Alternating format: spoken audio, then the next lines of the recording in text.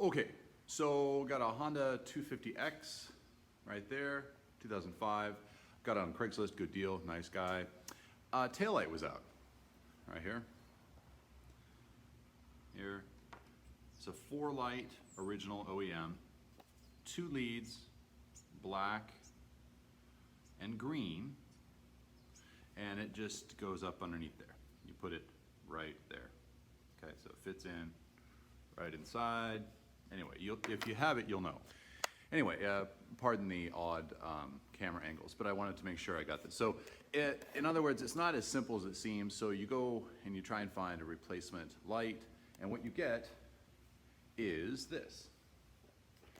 And it's like $15, $20, which is very reasonably priced, and it looks identical. And it's got, I think, 8 or so LEDs in there, and it has a lead. Look at the lead, goes down. Okay, but it terminates in 3 wires. There you see the red, the green, or the red, the black, and the yellow. So it's clearly made for a bike that has, braking sensor lights as well as, braking lights as well as running lights. The original OEM is just a running light. It's on when the bike is on. And the bike isn't on until it's running because it doesn't have an ignition. So anyway, in other words, to test the electrical on this, you have to have the bike running. So anyway, just a little funky doodles. So the original came with this nice little pigtail that went into this nice connector. See here, this is, excuse me, bad camera. This is the original connector. So this is part of the original bike. It goes here, and originally it went to this.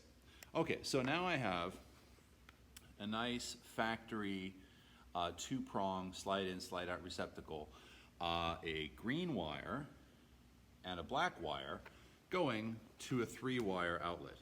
Okay, no biggie, except that I must have done something wrong. So when I connect it, you'll blow a fuse and then it doesn't work. And I'm like, okay, is this electrical connection, et cetera, et cetera. So to jumpstart, not to be punny, I will show you the correct wiring. It goes, and I left it open just so you can see. I'm gonna make it all nice and safe, et cetera. So from the bike, this is the bike side here, from the bike to the light. Let me get this a little bit better. Let's see here, hang on a second. Oh, yeah. I have to cut this out or something, let's see. All right, so you got green from the bike going to black on the light. Okay, and then black from the bike going to either red or yellow. It doesn't matter. Either one will light it. I haven't done a double. I will make this into a dummy connection, the yellow dummy connection, and then the black to the red will light it as a running light. Just fine. And it looks like it also has to be cut because the lead is really long, which is nice. Thank you, manufacturers. We like a nice long lead, but clearly that's way longer than we need. So I'll cut it down and make the connections nice, and then retain that factory connector. So the other thing though is, how do you find the fuse on this? And unfortunately, I only found verbal stuff, no video. So here is my scattered video. So the electrical connection for the taillight is right here. I want to try and get this so it's visible. Hang on a second. Yeah. Pardon me, I'm using my iPad so I can see what you see, hopefully. That's the battery tender. Okay, right, okay, so this guy right here is called the rectifier, and he comes out of this mass of wires here. And what he does is he downregulates the 12 volt coming off the stator through the battery into a lower voltage for the LED. So you got to have that. It's got to be working properly. It just unplugs. This one is, I haven't tested it. It just works by, the light turns on, so it works. And then you have the lead here, which is in a rubber housing, weatherproof housing, which I'll tuck back up in there. Okay, but this is not all the wiring. There's all this other stuff here, which I'm not, these are connectors of some kind. And then the battery here. positive, negative. You got to take the seat off to get to that. And then there's this whole other bailiwick over here, which is relevant to this because this is where you find the fuse. So this flexible rubber box or holder has the fuse here, an extra fuse. It's a 15 amp fuse. And that one, in my case, was, I must have shorted something out because it stopped, the starter stopped working on the bike after I put in the new taillight. And I'm like, what? Like I need extra problems. So it turned out just to be a burned fuse. I must have done something wrong. So the message is, disconnect the battery first and then do your wiring on the light. The fuse is held, I wish I had a better video of this. Anyway, so here is the, I think it says, I don't even know the charge. This is where the spark comes from, I think. I'm not sure. Anyway, and then here is the housing that holds some relay. The red part is the part you remove, and this part here, actually, this longitudinal one here, if you can see it, is where you actually hold the fuse. So you disconnect that, and you put in a new fuse, you know, with the battery disconnected, everything all wired up, and then it ran fine. So in other words, I had a light that worked, and the electrical start worked, everything went back to normal. It was just a fuse. But clearly, not like a fuse right there. Fortunately, there was a spare in this holder. I replaced the spare. But it wasn't really intuitive. And also the I don't know, the rubber mounting box is not screwed in. It's just held in by friction fit. I'll try and show that later, but that was a little confusing too because I couldn't find any screws. And just a matter of pulling it off. So, blah, blah, blah, blah, blah, blah. Remove the battery, remove the seat, remove the battery, then do the wire trick, which is, as I showed you before, I'll do it one more time just for thoroughness sake. Black, what is this?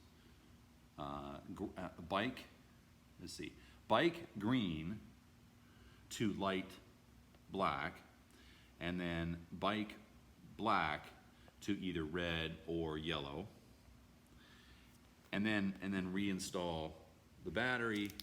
Make sure your fuse is fresh, of course, and then it should all be working hunky-dory. So anyway, I hope this helps some other confused person to be less confused, because while I still remain a confused person about this, I am not confused. Okay, take care. Oh, just another point about the bike light.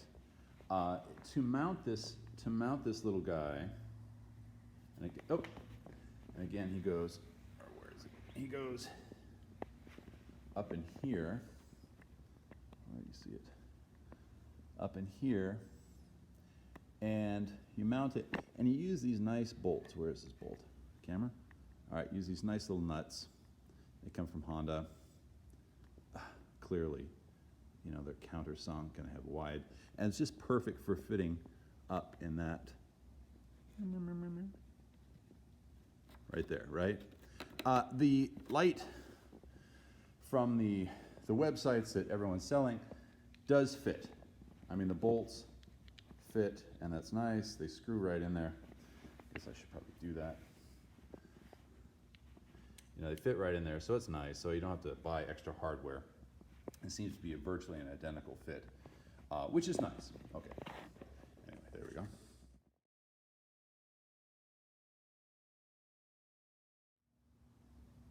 Okay, so here's the little rectifier thing. This is the left side of the bike.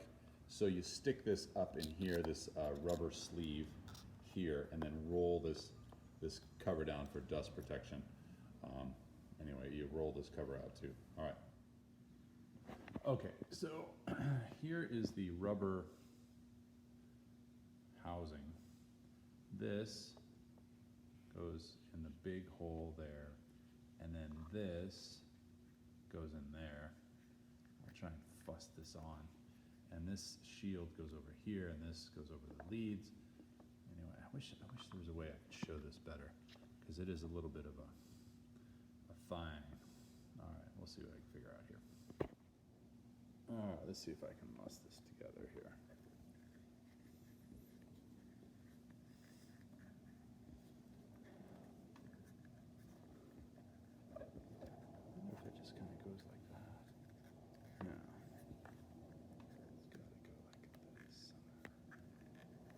two different pieces. Something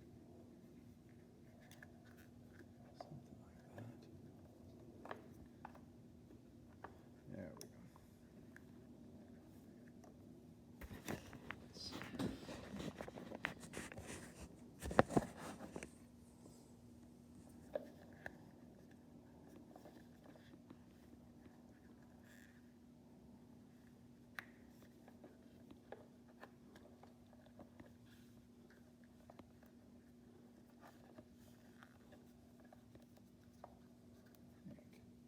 I'll go like this first here.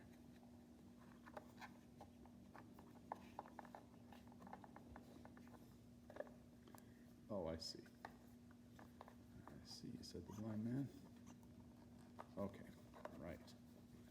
Now, put it on like this. Okay, just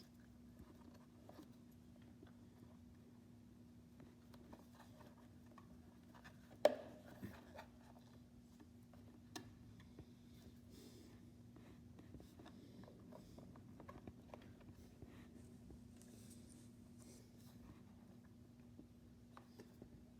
There we go.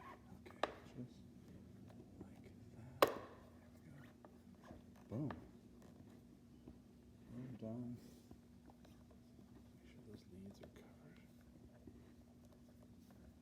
I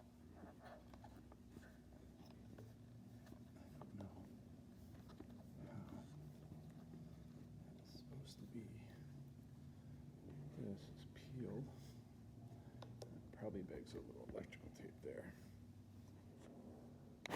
After more finagling, I figured out that this, I took this off just temporarily, that this, you want it to go between these leads. This is the power leads, and then there's another jack here. You want this sleeve to go in between them so that it covers up the red thing. So like that. It's like a dust jacket. But it's so asymmetrical. It doesn't seem to make sense, but that is how it's all covered. I think I'll put a zip tie on it just to hold it in place. I put a zip tie on this one because electrical tape in Arizona heat is just not gonna stick. So I think I'll put a zip tie on this one just all the way around just to hold it in place. So there we go. Okay, so I call this stuff, fuzzy physics, because you got thehard, and, super hard, and the machined, and then you got the rubber parts, which are actually perfect for these kind of applications because they reduce vibration, etc., and dust and all this stuff. But they're not exactly the most intuitive to use or to replace. But thank you, dear Honda engineers. Someone was thinking about this, I guess. I don't know.